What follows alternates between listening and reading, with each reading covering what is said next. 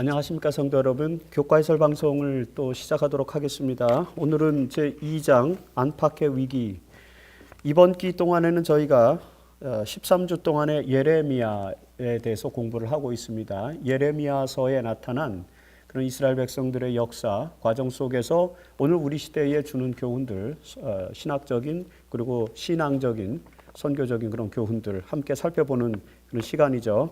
오늘은 제2장입니다. 제2장은 제목이 안팎의 위기입니다. 내외의 위기죠. 이스라엘 백성들 사이에 이스라엘 백성들의 그런 역사적 정황과 그 지리적 정황을 둘러싸고 종교적 상황을 둘러싸고 그 외부적으로 나타나고 있는 그런 국제 정세, 그 속에서 이스라엘이 위기, 남방 유다죠. 남방 유다가 위기를 맞이하고 있는 그런 상황들 속에서 예레미야가 등장을 하게 되죠. 예레미야는 기원전 627년경부터 선지자로서의 삶을 시작했습니다. 그때는 요시야 시대죠. 요시야는 기원전 640년에 남방 유다의 왕, 어린 나이 8살에 이제 왕이 됐죠. 왕이 돼서 그의 그 아버지의 뒤를 이어서 이제 선한 왕으로 그렇게 자리를 잡습니다.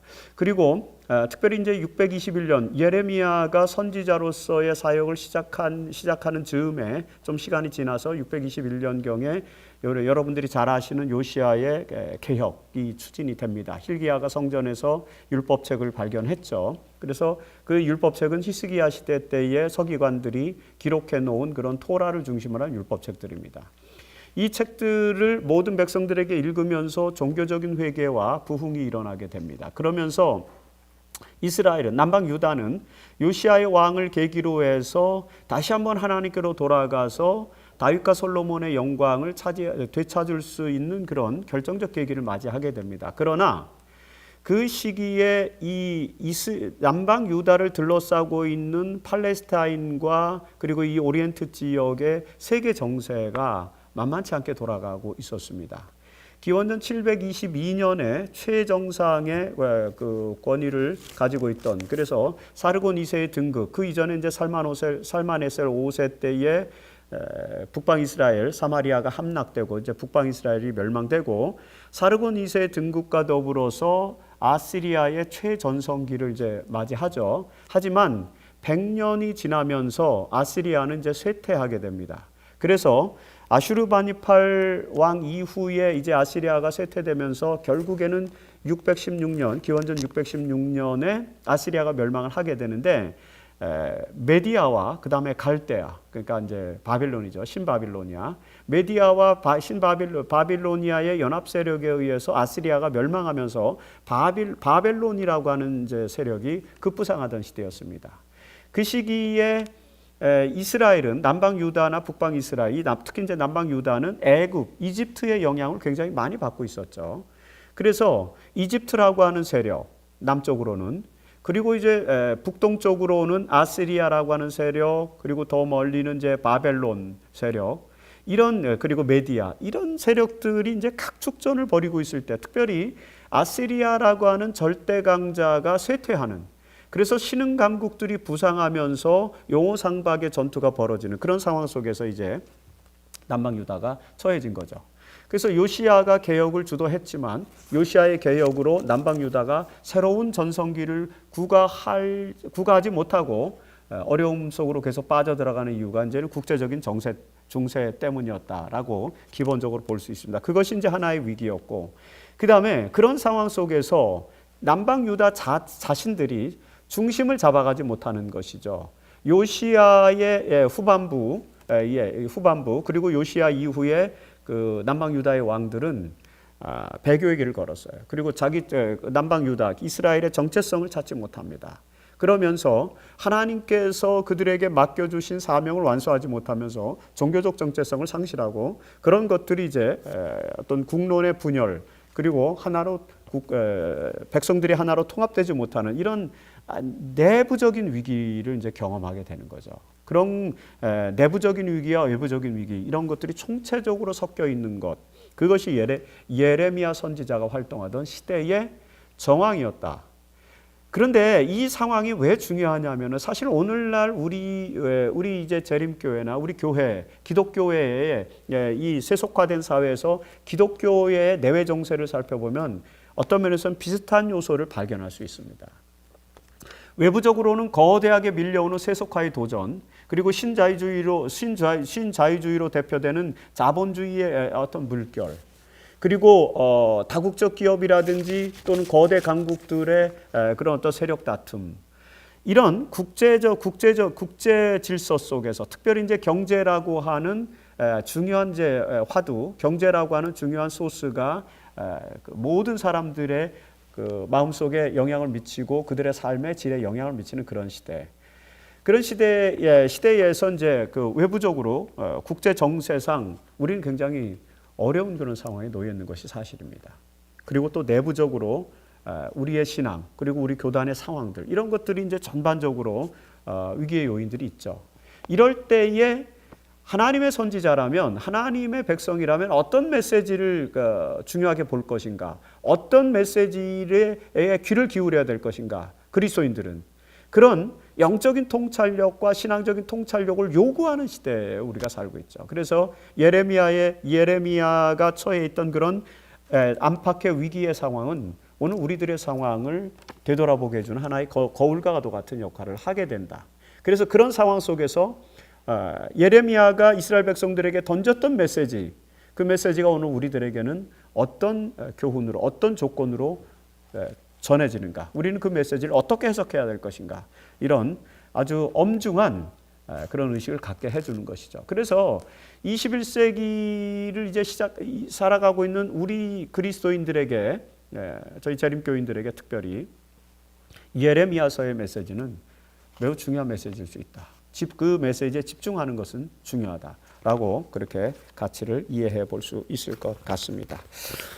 오늘은 이제 그 내용을 통해서 이스라엘 백성들의 역사가 출애굽 이후에 가나안 땅에 정착한 이후로 예레미야 시대까지 계속된 어떤 배도의 역사, 그 속에서 나타난 교훈과 섭리, 우리는 어떻게 이 위기를 극복할 수 있을 것인가, 위기의 상황은 어떤 것이었고 그 위기의 상황에 대해서 하나님은 선지자를 통해서 어떤 메시지를 주고 계신가, 이런 부분들을 함께 살펴볼 것입니다. 자, 먼저 첫 번째 일요일 소지에서는 이스라엘 역사에서 나타난 교훈들을 이제 찾아보는 것입니다. 출애굽 이후 약속의 땅 가나안에 정착하면서 이스라엘이라고 하는 나라의 정체성이 이제 형성이 되고, 거기서 유대교라고 하는 종교, 야훼 신앙을 가진 종교적 공동체로서 하나의 국가를, 종교 국가를 형성하는 이스라엘이 어떤 역사적 과정을 겪었는지를 간단하게 살펴보는 것이죠. 자, 약속의 땅 가나안에 정착한 이스라엘 백성들의 세대적인 특징은 어떤 것이었느냐? 이제 이 역사는 여호수아가 이스라엘 백성들을 이끌고 요단강을 건너서 가나안 땅에 정착하고, 정착한 가나안 땅에서 이제 분배를 받은, 그 이후에 이제 12지파들이 가나안 땅을 분배받고 이 가나안 지역에서 정착해서 살아가면서 사사 시대를 맞이하게 되는데, 그 시대부터 어떤 세대적 특징들을 갖고 있는지를 이제 우리가 살펴볼 필요성이 있죠. 사사기서 2장 10절에 보면은 그 후에 일어난 다른 세대는 출애굽 세대, 애굽에서부터 모세의 인도를 받아서 나온 세대, 그 세대는 이제 이 출애굽 과정이 40년이었으니까 이제 한 세대가 지나가고 다음 세대로 완전히 전환하는 것 아닙니까? 그래서 요단강을 건너서 가나안에 정착했을 때에 실질적으로 애굽에서부터 이 이집트로부터 나올 때에 살아있던 사람은 여호수아와 갈렙 정도밖에 남아있지 않고, 전혀 이제 새로운 세대, 뉴 제너레이션이 형성돼서 그 뉴 제너레이션이 가나안에 정착하게 되지 않습니까? 그 뉴 제너레이션에 대해서 사사기서에서는 뭐라고 표현하냐면은 그 다른 세대는 여호와를 알지 못하며, 이렇게 얘기를 했어요. 물론 여호와를 알지 못했을까? 야훼 신앙을 완전히 버렸다, 그런 얘기는 아니겠죠. 초기에 애굽에서 출현한 첫 세대, 제1세대의 모세 인도를 받아서 출현한 제1세대가 가지고 있었던, 특히 시나이 반도, 시내 광야에서 율법을 받으면서 거기서 유대교가 이제 확립이 되고 성소 제도가 정착이 되고 제사장 제도가 만들어지고, 이런 그 초창기에 그들이 가지고 있었던 정체성을 많이 상실했다라는 표현으로 우리가 이제 이해할 수 있는 것입니다. 오늘 저희는 이제 재림교회가 역사적으로 태동한 지 170년이 넘어가고 있지 않습니까? 그러니까 19세기 이 재림교회를 태동시켰던 First Generation 제1세대의 재림 성도들의 그런 의식과 마인드와 철학, 그리고 그들의 신앙, 그리고 그 이후에 몇 번의 부침을 통해서 2세대, 3세대, 4세대로 건너오는 그런 과정. 지금 우리에게는 약 한 5세대 정도 이렇게 넘어왔지 않았을까요? 이렇게 세대가 초창기 1세대로부터 5세대까지로 넘어오게 되면 그 과정 속에서 교단의 정체성이 이렇게 디벨로프합니다. 그러면서 교단의 정체성이 과거의 섹테리안, 분파주의적 성격에서부터 디노미네이션, 교단주의적 형태로 이렇게 발전해 가죠. 모든 교회가 그랬어요. 재림교회만 그런 것이 아닙니다. 이 땅에 존재하는 이 세계에 존재하는 모든 기독교 종파가 1세대로부터 5세대 이렇게 넘어가는 과정 속에서 약 한 4세대에서 5세대 정도로 해서 150년에서 200년 정도 사이에서 새로운 변화를 모색하게 되는데 그 변화의 중심은 뭐냐면 섹테리안에서 디노미네이션으로 간다는 것입니다. 이것은 학문적으로 연구된 그런 결과죠. 그런 상황 속에서도 우리도 어떤 면에서는 첫 세대를 알지 못하는 그런 세대일 수 있다는 것입니다. 그렇죠? 이스라엘 백성들은 그런 표현이라고 이렇게 볼 수 있어요. 그만큼 야훼 신앙에 대한 초기의 그들의 정체성이 많이 상실됐다, 바뀌었다 이렇게 볼 수 있는 그런 메시지라고 볼 수 있겠습니다. 여러분 가나안 땅에 정착한 이스라엘 백성들의 신앙 환경에서 가장 큰 변화가 무엇이냐? 다른 세대, 세컨드 제너레이션, 제2세대 이스라엘 백성들이 가나안에 정착하면서 살면서 그들이 신앙 환경 속에서 많은 변화를 겪었는데 그 변화의 가장 큰 특징은 뭐냐면은 광야에 있을 동안에는 시나이 반도에서 이스라엘 백성들이 야훼 신앙을 받아들이고 거기서 토라를 받고 그리고 거기서 성막을 짓고 또 제사장을 세우고 이렇게 하면서 유대교라고 하는 종교를 세우면서 그 유대교의 종교 정체성에 확실하게 자리매김하고 있었고, 그 다음에 이 가나안으로 오는 그 광야에서의 여정, 40여 년의 여정 속에서 그들이 여러 민족들을 만났지만 그 민족들로부터 보호를 받는 힘이 제사장과 성소와 특별히 이제 이 그 법궤, 하나님께서 주신 율법이죠, 십계명. 그 법궤의 힘, 이런 이제 종교적인 힘으로 그들이 40년 광야 생활을 하면서 주변의 여러 부족들과의 마찰을 극복하면서 왔단 말이죠. 그러니까 굉장히 그런 이제 야훼 신앙에 집중할 수 있었어요. 그런데 가나안에 정착해 보니까 가나안은 다신교주의적 상황이고 그 다음에 정주민으로서 여러 신앙들이 발전해 있던 그런 상황이었죠. 그들이 가나안에 정착해서 만났던 가장 대표적인 신앙이 바알 신앙입니다. 바알 신앙은 이제 풍요의 신입니다. 다산, 풍요의 신이고, 사실은 바알이라고 하는 용어 자체는 이제 주인, 주인됨, 그런 뜻이거든요.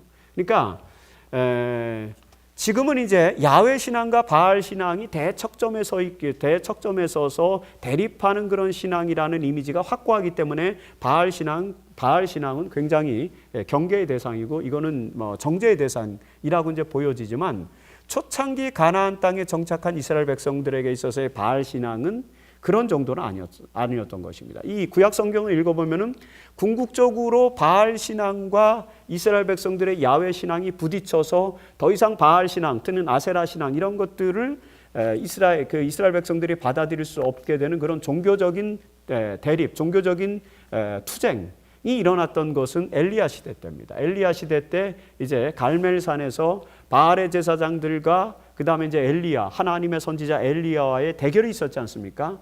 결정적으로 그 시기에, 그러니까 아합의 시기죠. 아합의 시대, 이세벨의 시대. 바로 그 아합왕의 시대에 바알 신앙과 야훼 신앙이 정면으로 부딪혀요. 그 이전까지 계속해서 갈등이 있었겠죠. 그런 갈등이 일어나게 된 배경은 뭐냐면 초창기 가나안 땅에 정착한 이스라엘 백성들은 그 가나안 땅에서 가장 보편적으로 섬겨지던 바알 신앙과 야훼 신앙을 이렇게 혼합하는 그런 과정으로 나아갔던 것입니다. 그러니까 처음부터 바알 신앙이 배제되거나 바알 신앙을 배타시하거나 그랬던 것은 아니죠. 자연스럽게 이제 고대 사회에서는 고대 사회는 신화의 시대고 이제 신앙의 시대니까 주변의 신앙에 전부 영향을 받게 됩니다. 그래서 새로운 야훼 신앙을 정착하는 그런 과정 속에서 주변의 그런 종교적인 영향, 신앙적인 영향과 함께 교류하면서 야훼 신앙, 이스라엘 백성들의 신앙이 이제 확립되는데 그 과정 속에서 바알 신앙과 야훼 신앙이 섞이게 되는데 결과적으로는 바알 신앙이 가지고 있는 잘못된 왜곡된 요인들 그리고 이스라엘 백성들의 야훼 신앙의 정체성 이런 것들을 너무 많이 허물게 되면서 바알 신앙과 이제 야훼 신앙이 대립되게 되는 그런 상황으로 가는 거죠. 그래서 그런 역사적 과정을 통해서 볼 때 우리는 이 가나안에 정착한 이스라엘 백성들이 바알 신앙의 신앙 환경 속에서 이제 변화를 겪게 되는데 그것을 사사기 2장 11절에서는 바알들을 섬긴다라는 그런 표현들을 쓰면서 이제 이스라엘 백성들이 신앙적으로 퇴보하고 잘못된 신앙으로 가는 그런 이제 표현들을 쓰게 되는 것입니다. 이것은 가나안 문화에 동화되는 이스라엘 백성들의 모습을 보여주는 것입니다. 이러면서 이스라엘 백성들이 정체성을 잃어가고 하나님에 대한 신앙을 잃어가면서 결국에는 이스라엘은 종교 정체성을 잃는 것이 결국엔 정치 체제의 정체성의 위기로 다가오는 것이죠. 그래서 계속해서 주변 영향에 동화되어 가고 그 문화화되어 가는 그런 과정 속에서 자신의 정체성을 잃으면서 이제 정치적인 위기, 존재론적 위기에 빠지게 되죠. 그래서 하나님께서는 이스라엘 백성들을 철저한 야훼 신앙으로 보호하기 위해서 장치들을 마련해 주셨는데 그것이 이제 사사를 세우는 것입니다. 재판관들을 세우는 것이죠.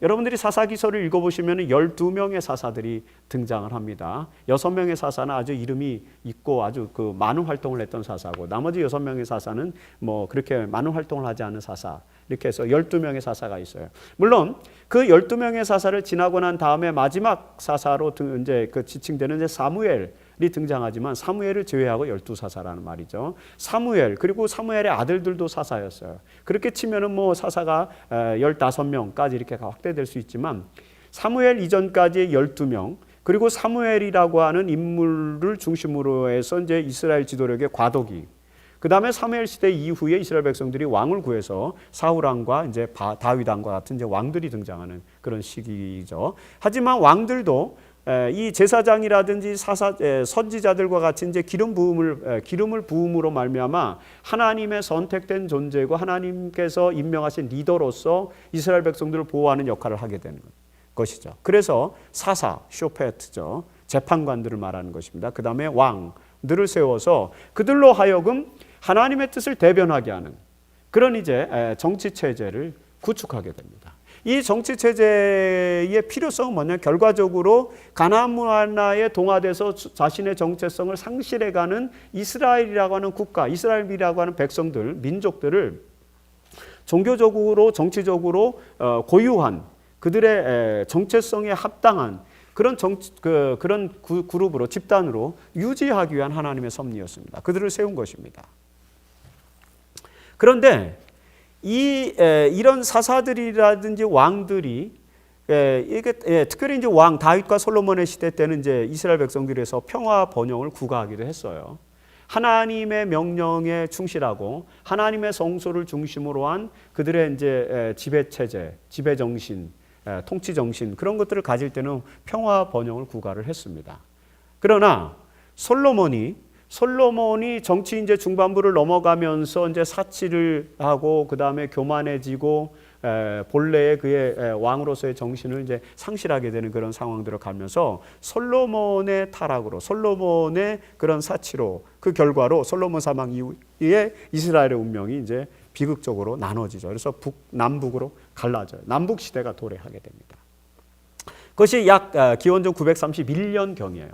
기원전 931년경에 솔로몬이 사망 후에 솔로몬은 그의 아들 르호보암에게 왕위를 물려줬는데 여로보암이라고 하는 결출한 지도자가 또 이스라엘의 다른 지도자들을 섭외해가지고 반란을 일으켜서 10개의 훨씬 더 많은 10개의 죄송합니다. 10개 지파들을 모아가지고 이제 북방 이스라엘을 세우죠. 사마리아를 중심으로 해서. 그래서 북방 이스라엘과 남방 유다로 나눠집니다. 선지자 왕에 보면은 88, 89페이지 보면은 이 결과가 솔로몬의 사치 때문에 이런 그 남북 시대가 도래하였다 이런 이야기도 합니다. 그래서 하나님의 백성들의 종교적 정체성, 정치적 정체성이 어떻게 위기를 맞이하게 되는지를 보여주는 그런 역사적인 교훈들을 우리가 찾을 수 있게 되죠. 이것이 이제 이스라엘 백성들의 간추린 역사입니다. 증언보감 1권 437페이지입니다. 고대 이스라엘을 위하여 행해진 큰 이적들과 이것은 이제 홍해를 가르고 가나안에서의 가나안으로 가는 그런 광야 생활에서의 이적 같은 그런 것들을 말합니다. 그런 큰 이적들과 그들의 우상 숭배와 배은망덕에 대한 형벌은 물론이요. 그들의 불평과 반역적 불만은 우리의 유익을 위해 기록되어 있다. 이런 것들이 이제 이적들과 어떤 찬양의 요소들뿐만 아니라 배은망덕과 우상숭배와 형벌을 받는 이야기들 이런 것들이 낱낱이 구약 성경에 기록되어진 이유는 뭐냐면 우리에게 교훈을 주기 위해서라는 것이죠.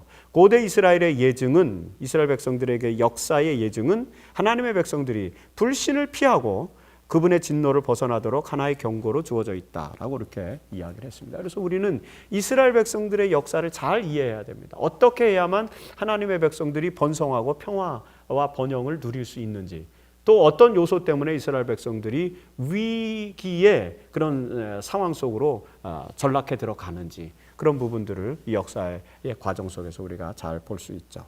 자, 다윗과 솔로몬 시대의 이스라엘은 평화와 번영의 시기를 누리면서 가장 안정된 그런 정치 체제를 유지했다고 이렇게 이야기 드렸는데 이게 이제 기원전 약 1000년경의 이야기입니다. 그때 다윗과 솔로몬의 시대 이스라엘의 위상은 주변 국가들에 비해서 어떠했을까 이런 부분들을 같이 좀 더 생각해 보면 좋을 주제가 될 거라고 생각합니다. 자, 두 번째는 그래서 이제 이스라엘의 남북 왕조로 나눠지게 됐는데 그 이스라엘 남북 왕조의 운명 그럼 어떻게 되었는가죠? 두 왕국으로 나눠진 그 왕국의 운명은 어떻게 됐습니까? 먼저 앞부분에서 이미 말씀드린 것처럼 이스라엘이 남북 왕조로 갈라지게 된 원인은 뭡니까? 솔로몬의 죄 때문이라고 그랬어요. 그래서 여로보암이 반역을 일으켰습니다. 여로보암이 반역을 일으켜서 여로보암은 10개의 지파들을 10부족들을 섭외하는 데 성공을 하죠. 그래서 사마리아를 중심으로 해서 북방 지역에 북방 이스라엘을 건립을 합니다. 그러자 이스라엘 백성 솔로몬의 아들인 르호보암은 나머지 이제 두 지파 반을 이제 모아서 유다 지파, 베냐민 지파, 단 지파 뭐 이런 그런 지파들이 있는 예루살렘을 중심으로 한 그 지역에 남방 유다를 세우에 중심 지파가 이제 유다 지파니까 남방 유다가 됩니다. 그래서 여기서 유대라고 하는 말이 이제 나오게 된 거죠. 이스라엘 그렇게 해서 남방 유다가 이제 형성이 되는데 르호보암을 중심으로 합니다. 이게 솔로몬의 죄 때문이다라고 하는 것이죠. 이렇게 해서 북방과 남북 왕조가 세워지게 됐는데 남방 유다는 예루살렘 성전을 중심으로 해서 어느 정도 하나님의 신앙 정체, 야훼 신앙 정체성을 계속해서 고수할 수 있는 환경과 배경을 갖추고 있었어요. 그런데 북방은 그렇지 않았습니다. 여로보암은 사마리아를 중심 도시를 하고 그 사마리아를 수도로 세웠지만 신앙적 중심 도시는 이제 상징적인 이스라엘의 역사에 있어서 상징적인 도시는 어디냐면 베델이에요. 거기는 아브라함이 정착한 도시고 그 다음에 특별히 야곱이 정착한 도시고 베델이라는 이름 자체가 하나님의 집이라는 뜻 아닙니까? 야곱이 거기서 사닥다리의 꿈을 꾸고 그 자리에 이제 제단을 쌓은 곳이죠. 그래서 종교적으로 굉장히 중요한 곳이 베델이에요. 그래서 여로보암은 자기의 영토에 있는 베델에 그리고 이제 단 이 두 지역에 새로운 신앙을 이제 세웁니다. 그래서 금송아지를 만들어서 금송아지를 숭배할 수 있는 산당을 거기다 짓는 거죠. 그래서 이제 새로운 예배처가 만들어져요. 이스라엘 백성들이 금송아지를 만드는 관습은 이제 애굽에서부터 나오면서 그들이 애굽과 가나안의 영향을 받은 거죠. 그래서 모세가 십계명을 받기 위해서 이제 그 시내산에 올라갔을 때도 이스라엘 백성들은 아론을 부추겨 가지고 금송아지를 만들었어요. 이 금송아지 신앙 그것은 당시에 가나안인들이 가지고 있던 보편적 신앙이었기 때문에 그것이 그 당시에는, 지금으로서는 이제 종교적으로 굉장히 우상 숭배의 원인이 되고 그것이 이제 종교적으로 배격되는 그런 상황이기 때문에 지금은 아주 배타적인 그런 종교적 행위이지만 그 시기 이스라엘 백성들에게 있어서는 아주 자연스러운 행위였어요. 문화적으로. 이게 하나의 문화적인 거죠. 그래서 여로보암은 우리는 예루살렘 성전에서 예배를 드릴 필요 없다라는 그 신앙적 당위성을 당당하게 선포하기 위해서 베델과 단에 이제 산당을 짓고 금송아지 숭배를 하게 되는 것입니다. 여기에서 야훼 신앙을 점점 잃어버린 거죠. 문화적으로 동화되다 보니까 점차적으로 야훼 신앙을 잃어버려요. 그래서 북방 이스라엘에서 등장한 왕들은 역대로 다 하나님의 뜻과는 다른 그런 정치, 그래서 악환왕으로 열왕기서에 다 악환왕으로 기록되어 있습니다. 그래서 이 북방 이스라엘은 훨씬 더 큰 영토 그리고 많은 지파들을 거느리고 나름대로 상당한 그런 세력을 구축할 수도 있었음에도 불구하고 작은 남방 유다보다 훨씬 일찍 멸망을 당하게 됩니다. 기원전 722년에 아시리아에게 멸망을 당하죠. 그 시기에 아시리아의 살마네셀 5세가 그 사마리아로 침공을 해서 약 3년 동안 에워쌉니다. 그래서 사마리아를 정복을 하죠. 요 722년에 살마네셀 5세는 죽고 사르곤 2세가 등극을 해요. 그래서 살마네셀 5세와 사르곤 2세가 결과적으로는 여로보암이 세웠던 북방 이스라엘을 멸망시키게 됩니다. 그리고 이 북방 이스라엘의 멸망은 매우 상징적인 의미를 갖고 있는데 왜 그러냐면 북방 이스라엘을 멸망시키면서 아시리아는 최고의 그런 역사, 오리엔트를 제패하고 그 오리엔트 역사에서 이제 바벨론 이후에 새로운 그런 왕자를 세우는 그런 이제 나라로 등극을 하죠. 근데 그 역사는 그렇게 오래 가지는 못해요. 그 이후로 약 100년 후 616년에 이제 아시리아가 그 메디아 갈대아 연합군에 의해서 멸망을 당하기 때문에 한 100년 정도의 영예를 누리는, 어쨌든 이런 아시리아 세력이 북방 이스라엘을 이제 멸망시키는데 성경은 그 역사들을 기록하면서 이 북방 이스라엘의 멸망의 원인이 결국에는 야훼 신앙을 버리고 그리고 이제 가나안 신앙에 동조했던 그런 타락의 결과로 이렇게 묘사를 하고 있는 것입니다. 반면에 남방 유다의 왕들은 어떤 통치를 했습니까? 남방 유다의 왕들도 사실은 여호와의 보시기에 악을 행한 왕들이 좀 많이 나와요. 예를 들어서 뭐 여호람, 아하스, 므낫세, 그리고 여호야긴, 시드기야, 이런 사람들이 다 이제 악환왕으로 등장을 하지 않습니까? 뭐 여호사밧이라든지 아사라든지, 그 다음에 히스기야라든지, 그 다음에 요시야라든지 이렇게 선한 왕들도 많이 있었지만 또 이런 왕들도 있다는 것이죠. 여호와의 보시기에 악을 행했다는 것은 이 왕들이 가나안 신앙에 영향을 받아서 우상 숭배를 도입하고 신앙적 결합, 이 혼합주의를 이렇게 추구하고 그러면서 뭔가 자신의 의지로 이스라엘 나라, 그 남방 유다를 이끌어 가보려고 하는 그런 이제 의지들을 피력합니다. 그런 것들이 결국에는 여호와의 보시기에 악을 행하는, 하나님께 묻고 제사장의 지도와 선지자의 말을 듣고 그 권면에 따라서 통찰력을 가지고 이 남방 유다의 미래를 이끌어 가야 되는데 그런 이제 종교적 정치적 통찰력이 부족한 그런 왕들이죠. 결국에는 이러한 왕들은 시대도 분별할 줄 모르고 그 다음에 어떤 것이 강력한 파워고 어떤 능력으로 이 위기를 극복해야 되고 이런 것들에 대한 전반적인 시대 분석과 통찰력, 신앙심 이런 것들이 다 결여된 사람들이죠. 그런 사람들이 통치를 했어요. 결과적으로는 이제 여호야김이 등장하면서 이게 이제 예레미야의 시대죠. 요시야 이후에 여호아하스가 잠깐 3개월 동안 통치를 하다가 여호야김이 이제 통치를 하게 되고 여호야김은 통치 초기에 결국에는 이제 바벨론의 침공을 받아서 이스라엘 백성들이 포로로 잡혀가는 605년 역사, 다니엘서 1장의 역사가 여기서 벌어지죠. 여호야김 시대 때. 이런 사람들. 이렇게 해서 결국에는 이 지도자들이 악을 행하고 지도자들이 하나님의 뜻을 반영하지 못하면 어떤 결과가 일어나느냐? 백성들이 타락하고 백성들을 신앙으로 이끌지 못하기 때문에 이스라엘 백성들이 함께 판단력이 흐려지고 통찰력이 사라지고 타락하게 되는 것입니다. 총체적인 위기를 맞이하게 되는 거죠. 그래서 하나님께서는 지도자가 얼마나 중요한지에 대한 역할을 말씀해 주시는, 물론 이때는 이제 왕정 시대였기 때문에 왕의 역할이 중요하죠. 백성들에게 왕이 어떠함이 백성들의 운명을 가르는 그런 시대, 왕정 시대이기 때문에. 하지만 오늘날 우리 시대는 이제 왕정 시대는 아니죠. 민주화 시대이기 때문에 모든 구성원들이 주체이기 때문에 뭐 지도자의 영향을 그렇게 받지는 않습니다. 그게 굉장히 중요해요.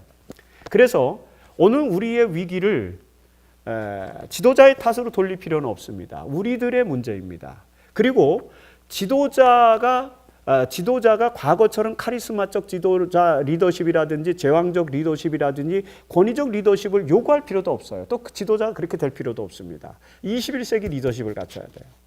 그것은 이제 마더십이고 그다음에 팔로우십이고 서번십이고 우리가 뭐 다 이야기하지 않습니까? 그런 게 오늘날 우리 시대에 요구되는 리더십이고, 그런 리더십 하에서 집단지성, 모든 구성원들이 함께 이 위기와 난국을 극복해가는 그런 요소들이 매우 중요하죠. 그러니까 이 시기와는 많이 달라요.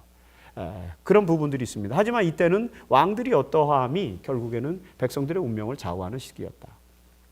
그래서 하나님께서는 이스라엘 백성들을 위해서 이제 어떤 노력을 기울였었습니까? 선지자를 보내서 회개의 기회를 제공하고 돌이키게 하고 이런 메시지를 끊임없이 주는 것입니다. 그것이 이제 계속해서 선지자들이 이제 등장하는 그런 내용들입니다. 우리가 아는 많은 선지자, 이사야라든지 예레미야라든지 뭐 이런 선지자들이 이제 계속 등장하는 것입니다. 바로 오늘 우리가 그런 시기에 예레미야를 공부를 하는 것이죠. 선지자왕 332페이지에 북방 왕국은 신속하게 산산이 무너지고 있었는데 많은 사람들이 칼에 죽임을 당하였고 군중들은 이미 포로로 잡혀갔으며 오래지 아니하여 이스라엘은 아수르 사람의 수중에 들어가 완전히 멸망당할 것이었다. 하나님께서 선택된 대표자들을 통하여 능력 있게 역사하시지 않으시는 한 유다도 역시 이와 같은 운명을 분명히 당할 것이었다. 남방 유다, 북방 이스라엘이 비슷한 운명 속에 놓여져 있다. 라는 상황을 우리가 살펴볼 수 있겠죠. 자, 세 번째 화일소지에서 이제 이런 상황 속에서 이제 예레미야가 하나님의 선지자로서 기별을 가지고 국군이 다하고 기울어져가는 안팎의 위기, 내외의 위기 상황에 도래한 이 남방 유다를 향해서 하나님의 메시지를 전하는데, 예레미야가 우선 지적한 남방 유다의 두 가지 죄악이 예레미야 2장에 먼저 등장을 하죠. 자, 하나님은 백성들의 신실함에는 어떤 약속을 주셨습니까? 하나님의 백성들이 하나님 야훼 신앙에 신실하고 그들이 최선을 다해서 생활하고 하나님께서 원하시는 이 그 도덕률 율법을 지켜 나가면은 분명히 하나님께서 그들에게는 이런 축복을 약속해 주셨어요. 뭐냐면 그것이 기억절에 나오는 내용이죠. 예레미야서 2장 13절. 그를 삼키는 자, 이스라엘 백성들을 대적하고 이스라엘 백성들을 공격하는 아시리아라든지 또는 이집트라든지 나중에는 그것이 바빌로니아라든지 다 마찬가지입니다. 그 주변의 모든 이스라엘 백성들을 노리고 삼키는 자는 다 벌을 받아서 재앙이 그들에게 닥칠 것이다. 하나님께서 이스라엘 백성들은 보호해 주시고 그리고 이스라엘을 공격하는 자들에게 재앙을 주시겠다.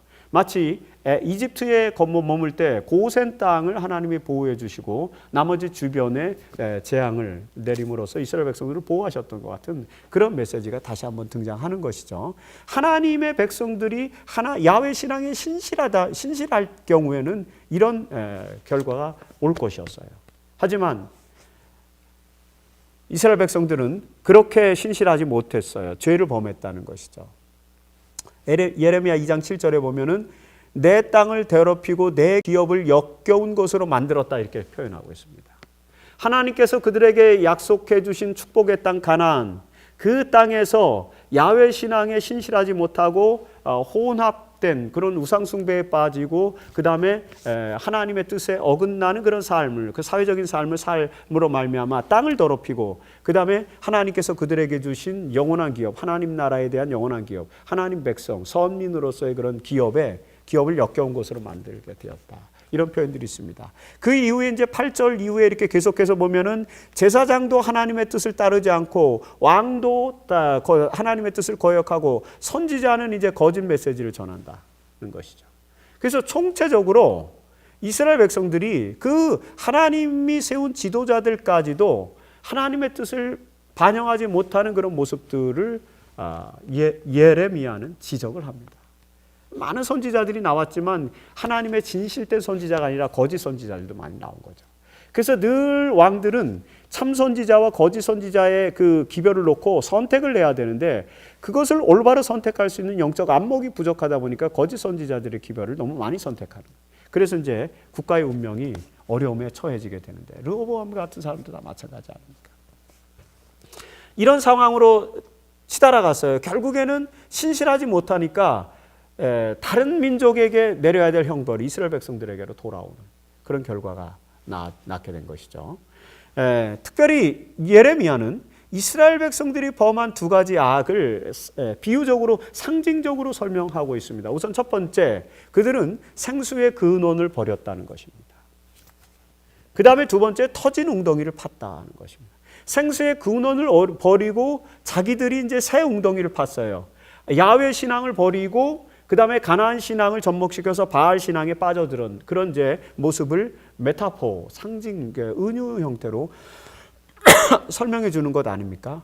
결국에 이것은 이제 요한복음 4장 10절에 생수 대신 하나님, 예수님께서 내가 너에게 영원히 목마르지 않는 생수를 주겠다고 사마리아 여인에게 이야기하는 그 말씀이죠. 그 말씀 속에서 우리가 기억하는 바 생수 대신 하나님, 하나님은 우리에게 영원히 목마르지 않은 생명수를 주시는 그런 분인데 영혼의 갈증을 풀어주는 거죠.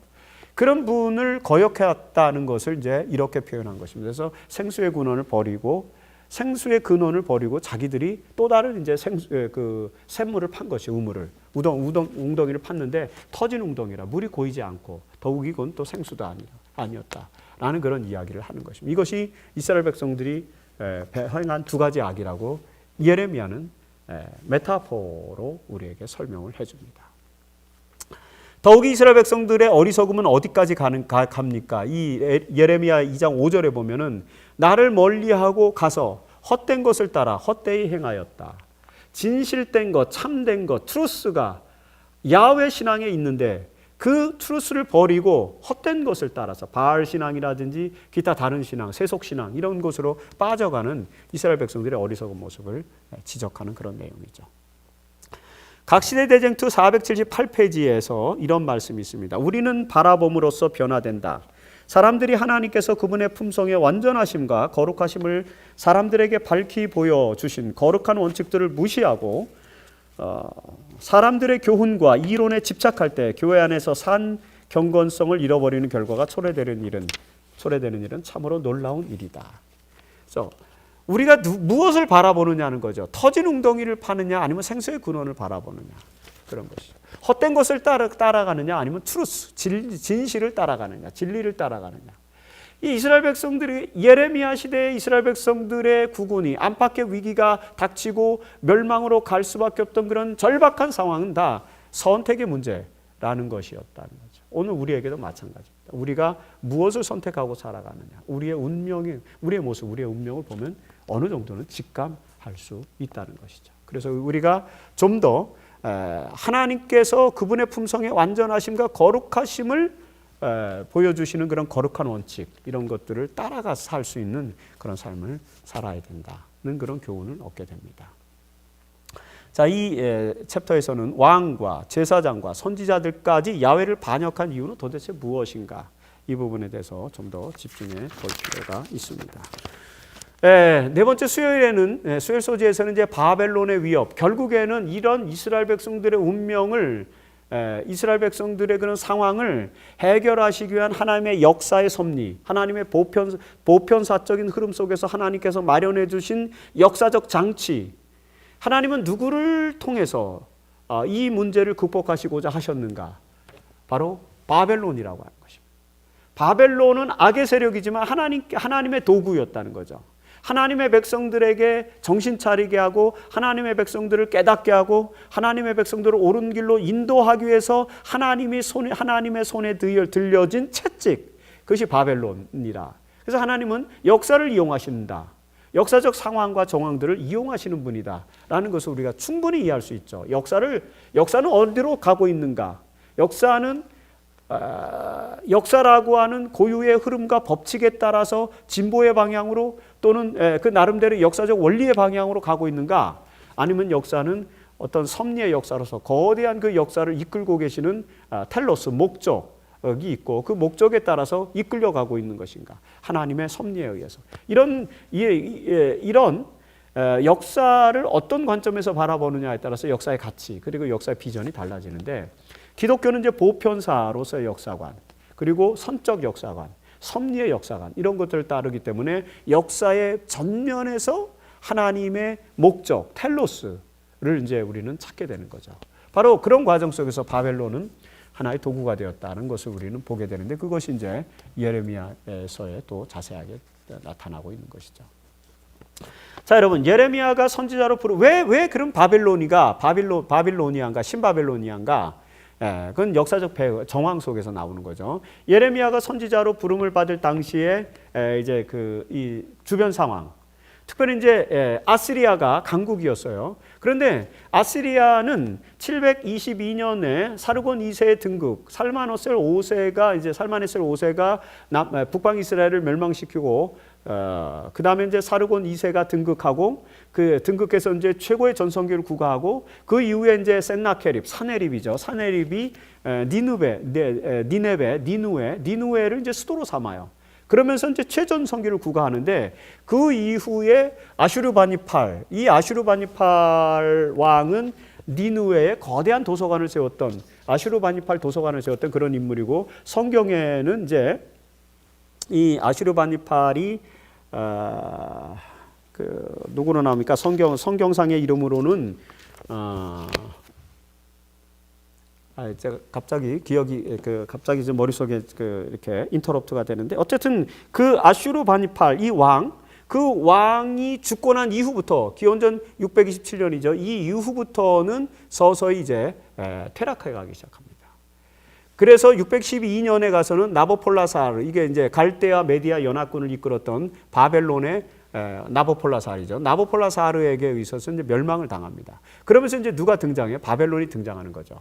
바벨론이 612년에 아시리아를 멸망시키고 그 다음에 메디아는 이제 북쪽으로 메디아가 갈대아 연합군이 아시리아를 멸망시켰는데 메디아는 결국에는 자기들의 영역 속에서만 안주하고 이 오리엔트의 맹주를 누구에게 넘겨주냐면 갈대아인들 즉 바벨론 사람들에게 넘겨주죠. 그래서 바벨론이 이제 실질적인 지배를 하게 되는데 이 나보폴라살 이후에 왕위를 이어받은 네부카드네자르 2세입니다.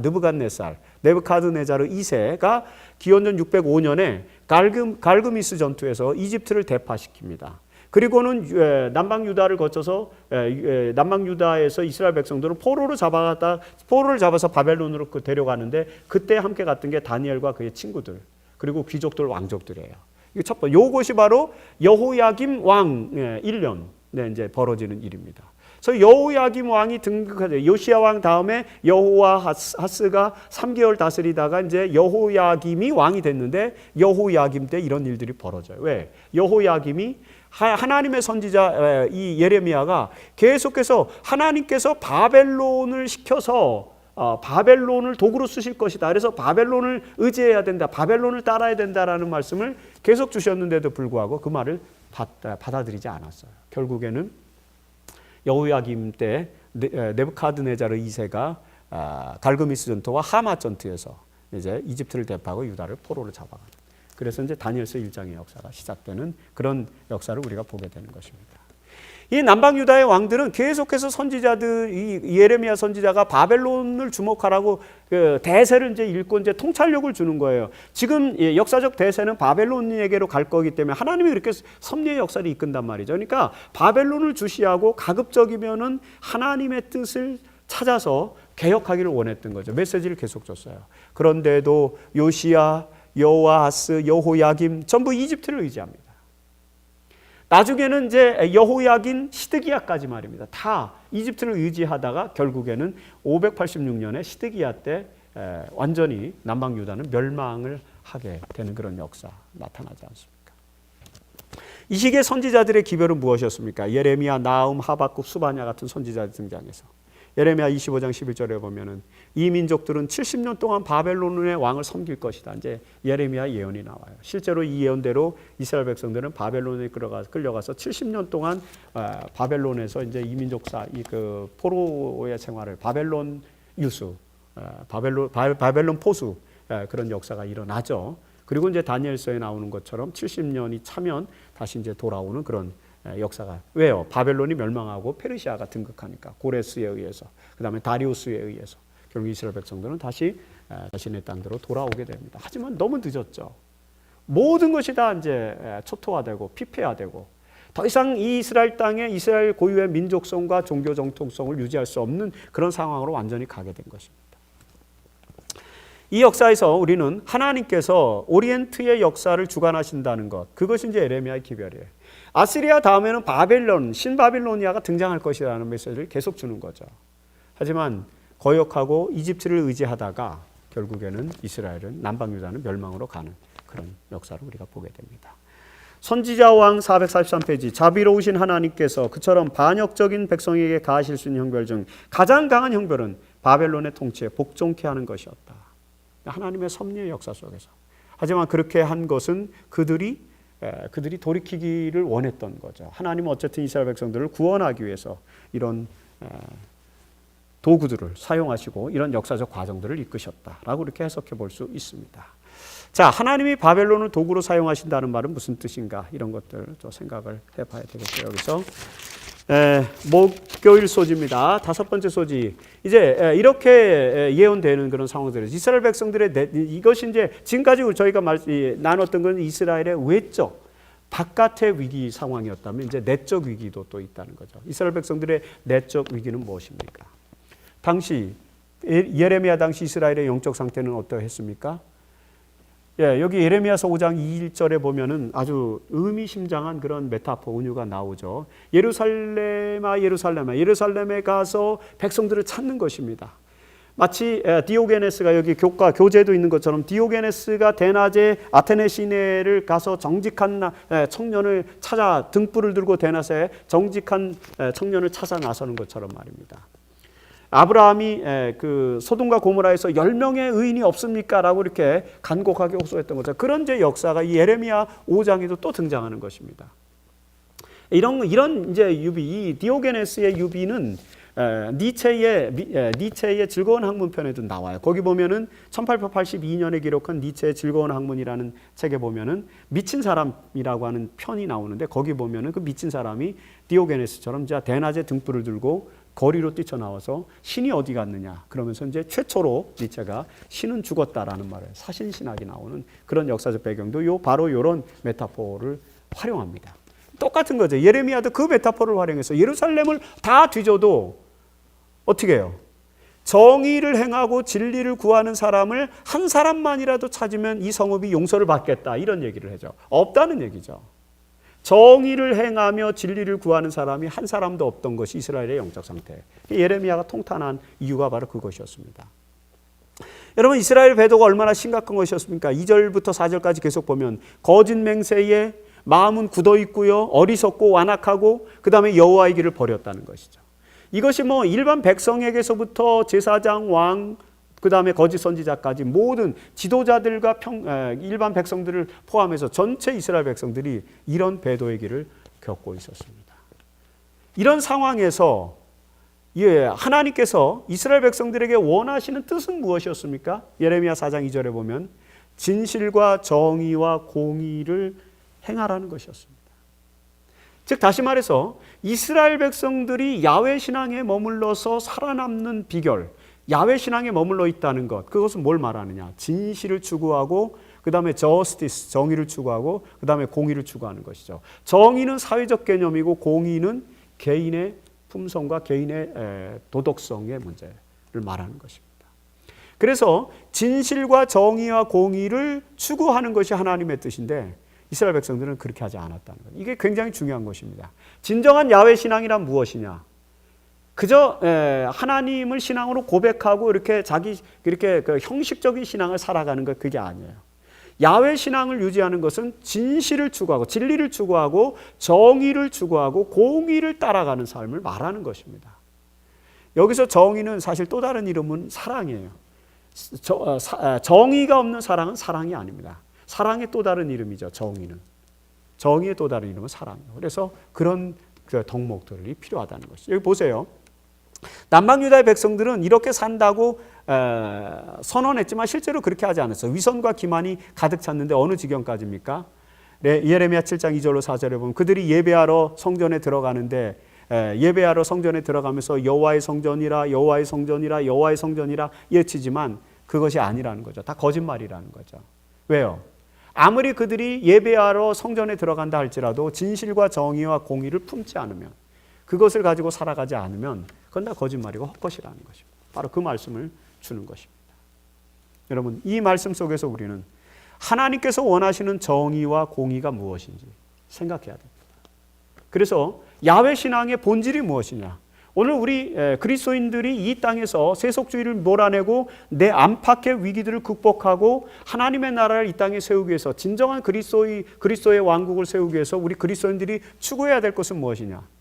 예배하러 들어가서 여기가 여호와의 성전이다, 이것이 하나님의 말씀이라 그렇게 외치는 것이 아니라 진실과 정의와 공의를 실현하는 것이다 라는 사실을 우리에게 설명해 주는 것입니다. 오늘 저와 여러분들에게 매우 중요한 그런 교훈의 말씀이 될 거라고 생각을 합니다. 네, 오늘 시간이 많이 가서 50분을 향해 가고 있습니다. 이제 그래서 마무리를 좀 하도록 하겠습니다. 이 금요일 소지에 보면은 이제 대조되는 두 가지 세계관을 성경을 통해서 우리에게 제시해주고 있죠. 신명기 12장 8절에 보면 우리가 오늘 여기에서는 각기 소견대로 하였거니와 너희가 거기서는 그렇게 하지 말지니라.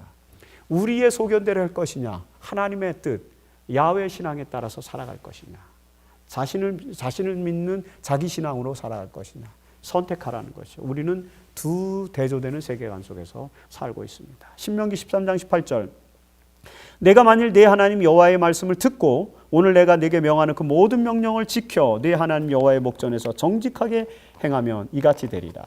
여기서 말하는 하나님의 모든 명령은 뭡니까? 진실과 진리와 정직과 공의인 것입니다. 그런 것들을 우리가 실현하는 것입니다. 사사기 17장 6절 보세요. 그때에는 이스라엘에 왕이 없으므로 사람마다 자기 소견에 옳은 대로 행하였더라. 진정한 왕은 누굽니까? 캄파넬라가 태양의 제국에서 말한 것처럼 태양왕 예수 그리스도 하나님이죠. 하나님께서 우리의 왕이 되신다면 우리는 자연법의 근거에서 기초에서 도덕률의 기초에서 완전한 그 옳은 삶을 살 수 있습니다. 하지만 왕이 없으면, 하나님을 우리의 마음속에 모시지 않으면은 사람마다 자기 소견대로 행하게 된다라는 그런 말씀을 또 우리가 보게 되는 것입니다. 예레미야 시대의 이스라엘 백성들이 이렇게 자기 소견대로 살았다는 거죠. 그래서 예레미야는 눈물로 호소하면서 그 길에서 돌이켜 야훼 신앙으로 돌아오라고 호소했고, 그렇게 하지 않으면은 바벨론을 하나님께서 도구로 쓰시겠다고 그렇게 이야기했건만 이스라엘 백성들은, 이스라엘의 왕들, 남방 유다의 왕들은 그 이야기를 듣지 않고 이집트를 의존하다가 결국에는 포로가 되어서 비참한 운명에 처하게 되는 그런 역사다. 그게 예레미야서에서 우리에게 보여주는 전체적인 역사다라는 사실을 마지막 마무리로 정리를 하도록 하겠습니다. 자, 토의할 점 두 가지 소개해드리고 마치죠. 첫 번째는 남방 유다 말기의 국제 정세와 그 상황에서 유대인들이 처한 외적 위기는 무엇이었는지 논의해보자는 것이죠. 외적 위기. 그 다음에 두 번째는 선지자들의 기별에 남방 유다의 지도자들의 반응과 백성들의 태도는 왜 완고했는지, 이 내적 위기에 대해서 또 한번 논의를 해보면 좋겠습니다. 모쪼록 이 이과 교과 공부를 통해서 여러분들이 우리 모두가 다 함께 우리의 신앙을 다잡고 야훼 신앙을 회복할 수 있는 그런 길을 잘 발견하는 그런 계기가 되기를 간절히 바라면서 교과 해설 방송을 마치겠습니다. 감사합니다.